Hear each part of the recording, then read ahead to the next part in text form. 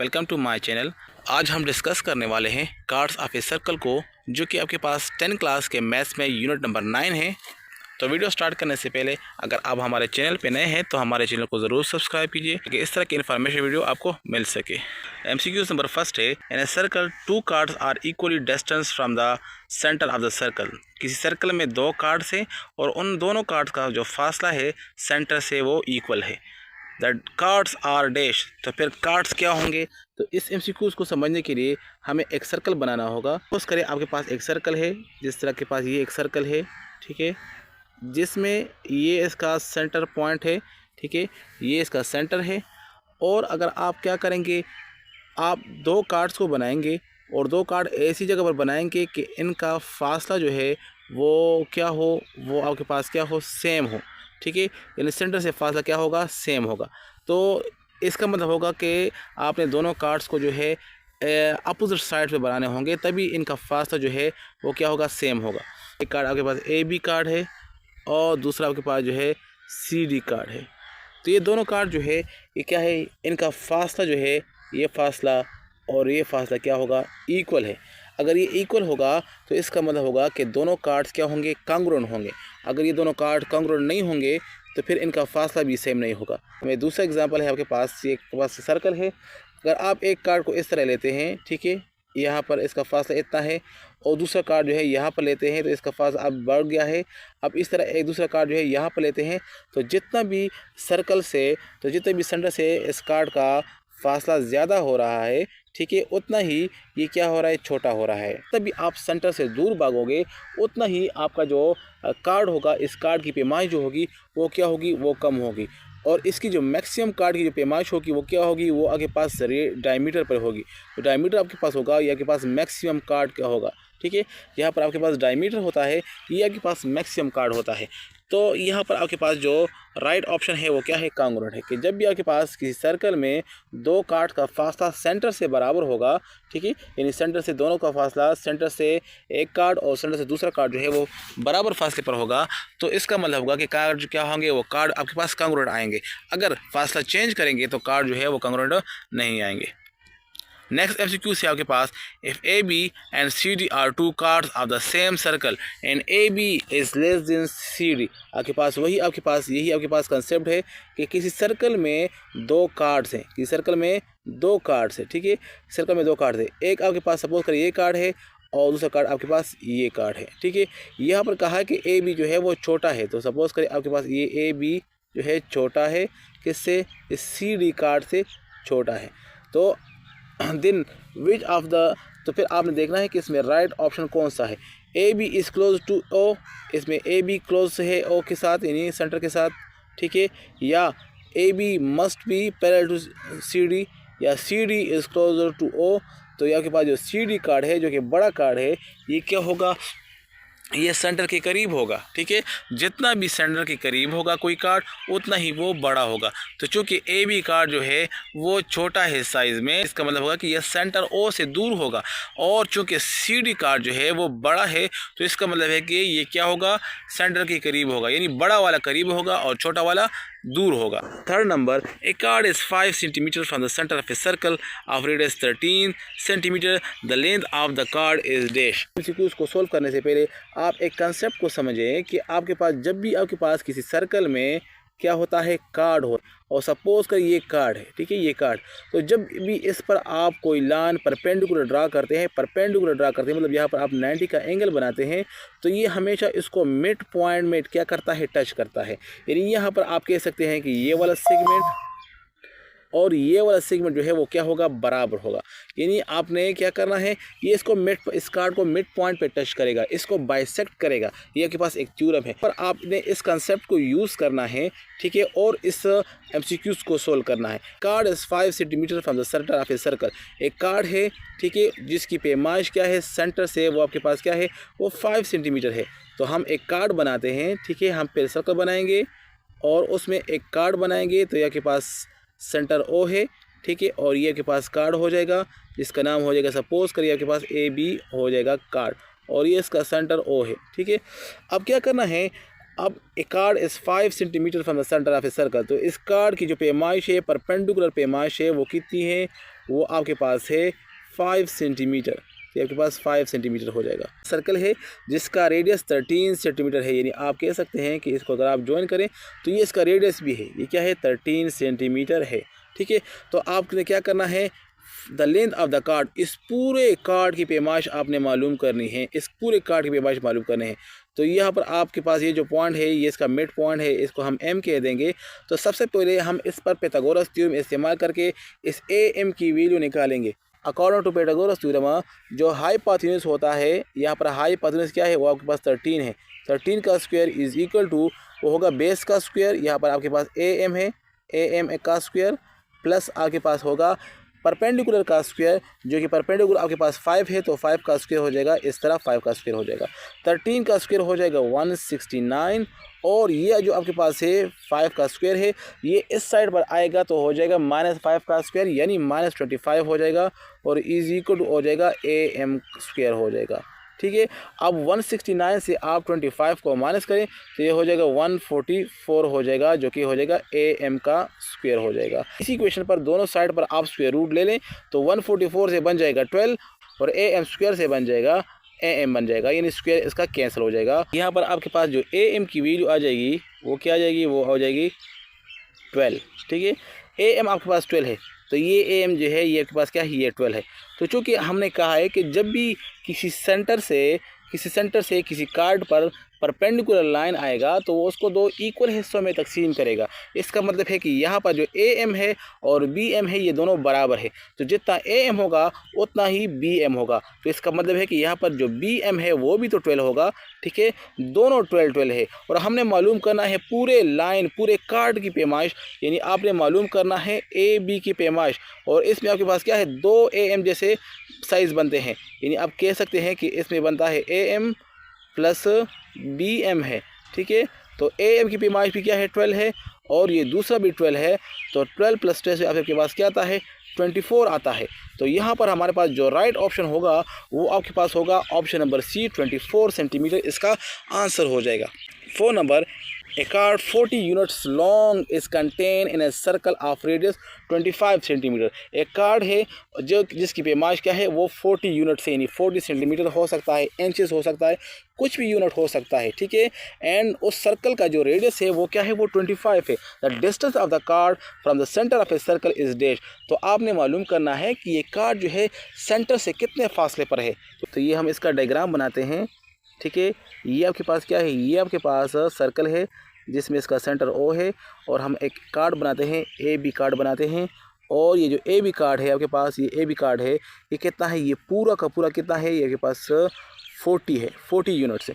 इस सर्कल का जो रेडियस है वो क्या है? वो 25 है, तो ये इसका 25 है, और हमने मालूम करना है इस ओ पॉइंट से परपेंडिकुलर डिस्टेंस मालूम करना है इस कार्ड तक। ए बी कार्ड है, सेंटर से कितने फासले पर है, तो ये आपके पास क्या हो जाएगा? परपेंडिकुलर डिस्टेंस हो जाएगा। तो हमने मालूम करना है, इस पॉइंट को हम नाम देते हैं ओ एम, यानी ओ एम क्या जाहिर कर रहा है? अगर ओ एम को हम मालूम कर लेंगे तो इसका मतलब होगा कि ये डिस्टेंस होगा ए बी कार्ड का इस सेंटर से। तो हमने सिर्फ ओ एम को मालूम करना है। तो चूँकि ये पूरा का पूरा कार्ड यानी ए बी कार्ड जो है आपके पास 40 यूनिट्स है, तो इसका मतलब होगा कि ए एम कितना होगा? वो भी 20 होगा, और बी एम होगा वो भी 20 होगा। क्यों हमने इस तरह लिखा है? क्योंकि जब भी आपके पास किसी सेंटर से किसी कार्ड पर परपेंडिकुलर लाइन ड्रा होता है तो वो हमेशा इसको बाइसेक्ट करता है। ये थ्योरम का स्टेटमेंट है। इसको मैं दोबारा रिपीट कर देता हूँ कि जब भी आपके पास किसी सर्कल के सेंटर से किसी कार्ड पर लाइन ड्रा होता है तो वो उसको क्या करता है? बाइसेक्ट करता है, मतलब उसको मिड पॉइंट में टच करता है। तो इस तरह ए एम जो है जितना होगा उतना बी एम होगा। तो इसका मतलब होगा कि ए एम भी 20 होगा और बी एम भी 20 होगा। तो ये भी आपके पास 20 होगा और ये भी 20 होगा। तो क्योंकि आपके पास ये एक राइट एंगल ट्राइंगल है तो इस पर हम पाइथागोरस थ्योरम को इस्तेमाल कर सकते हैं। तो पाइथागोरस थ्योरम के मुताबिक हाइपोटेन्यूज का स्क्वायर बराबर होता है बेस का स्क्वायर। तो बेस क्या है? ये आपके पास 20 है, 20 का स्क्वायर प्लस परपेंडिकुलर का स्क्वायर, ये हमने मालूम करना है, यानी ओ एम हमने मालूम करना है। तो ओ एम स्क्वायर हो जाएगा। अब 25 का स्क्वायर जो है वो आपके पास क्या होता है? ये आपके पास होता है 625 होता है, माइनस ये जो 20 का स्क्वायर है ये इस साइड पर आएगा तो माइनस हो जाएगा, और 20 का स्क्वायर जो होता है वो होता है 400 होता है, is equal to O M का स्क्वायर हो जाएगा। ठीक है, अब हमने क्या करना है, 625 से हमने 400 को माइनस करना है, तो ये हो जाएगा 225 हो जाएगा और यहाँ पर हो जाएगा OM स्क्वायर रह जाएगा। अब हमने क्या करना है, दोनों साइड पर स्क्वायर रूट लेंगे, इस तरह स्क्वायर रूट लेंगे यहाँ पर भी और यहाँ पर भी, तो यहाँ पर OM रह जाएगा और यहाँ पर 225 पर जब आप स्क्वायर रूट लेंगे तो इससे 15 आंसर आ जाएगा। तो इस तरह आपके पास जो OM है, डायग्राम में OM ये है, OM क्या जाहिर कर रहा है, OM जाहिर कर रहा है O से लेकर M तक फासला, यानी सेंटर से लेकर इस कार्ड तक फासला जो है वो क्या होगा, वो आपके पास 15 यूनिट्स होगा। आपके पास जो ऑप्शन नंबर ए है इसमें राइट है।